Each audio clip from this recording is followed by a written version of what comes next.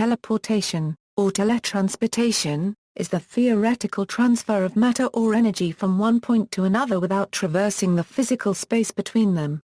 It is a common subject of science fiction literature, film, and television. Etymology: the word teleportation was coined in 1931 by American writer Charles Fort to describe the strange disappearances and appearances of anomalies, which he suggested may be connected. He joined the Greek prefix tel to the Latin verb porter. Fort's first formal use of the word was in the second chapter of his 1931 book, Lo! Mostly in this book I shall specialize upon indications that there exists a transportary force that I shall call teleportation, commenting that, I shall be accused of having assembled lies, yarns, hoaxes, and superstitions. To some degree I think so myself. To some degree, I do not. I offer the data. Fort also suggested that teleportation might explain various allegedly paranormal phenomena. The word teletransportation, which expands Fort's abbreviated term, was first employed by Derek Parfit as part of a thought exercise on identity. Fiction. The earliest recorded story of a matter transmitter was Edward Page Mitchell's The Man Without a Body in 1877. The Star Trek transporter, which brought the concept of teleportation in everyone's living room. Two essential stages of the process are dematerialization and rematerialization.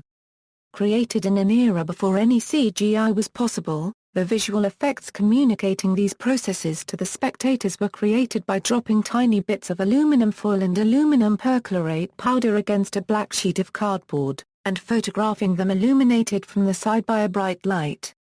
In the studio lab, after the film was developed, the actors were superimposed fading out and the fluttering aluminum fading in, or vice versa. According to an informal survey carried out by Lawrence M. Krauss on his campus, the number of people in the United States who would not recognize the phrase "beam me up, Scotty" is roughly comparable to the number of people who have never heard of ketchup. In his book, A Physics of Star Trek, after explaining the difference between transporting information and transporting the actual atoms, Krauss notes that the Star Trek writers seem never to have got it exactly clear what they want the transporter to do. Does the transporter send the atoms and the bits, or just the bits? He notes that according to the canon definition of the transporter the former seems to be the case, but that definition is inconsistent with a number of applications, particularly incidents, involving the transporter, which appear to involve only a transport of information. For example, the way in which it splits Kirk into two versions in the episode The Enemy Within, or the way in which Riker is similarly split in the episode Second Chances. Information-only teleportation. Krauss notes that there are serious practical challenges in the process of transforming a light adult weighing 50 kilograms into pure energy. One would release the energy equivalent of somewhere in excess of 1,001 megaton hydrogen bombs. It is hard to imagine how to do this in an environmentally friendly fashion. He also notes that if this process of information-only teleportation were possible, then replicating people would be much easier than transporting them, since the destruction of the original subject would then not be necessary. Krauss writes that replicating people would raise ethical issues that would make those involving recombinant DNA pale in comparison. People would be like computer programs, or drafts of a book kept on disk. If one of them gets damaged or has a bug, you could simply call up a backup version.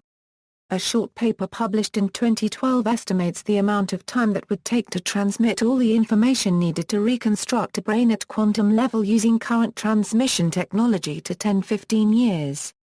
The calculation assumes that the amount of information to be sent is given by the Beekenstein bound of any brain-sized object and assumes a transmission speed of approximately 10-19 bits per second.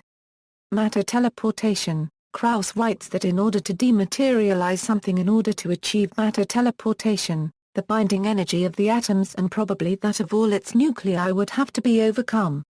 He notes that the binding energy of electrons around nuclei is minuscule relative to binding energy that hold nuclei together. He notes that if we were to heat up the nuclei to about 1,000 billion degrees, then not only would the quarks inside lose their binding energies, but at around this temperature matter will suddenly lose almost all of its mass.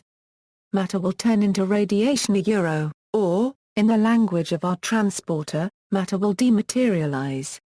In energy units, this implies providing about 10% of the rest mass of protons and neutrons in the form of heat. To heat up a sample the size of a human being to this level would require therefore, about 10% of the energy needed to annihilate the materiale euro, or the energy equivalent of 101 megaton hydrogen bombs. See also, holodeck, replicator, wormhole, warp drive, references. Further reading, David Darling. Teleportation, The Impossible Leap. John Wiley & Sons.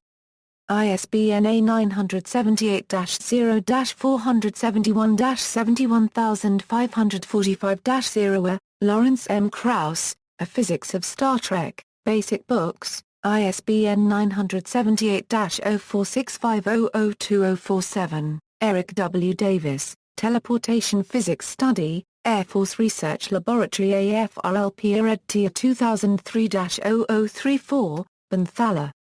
Advanced Visual Quantum Mechanics. Springer 4.3.3 Classical Teleportation is Impossible pages 170-171.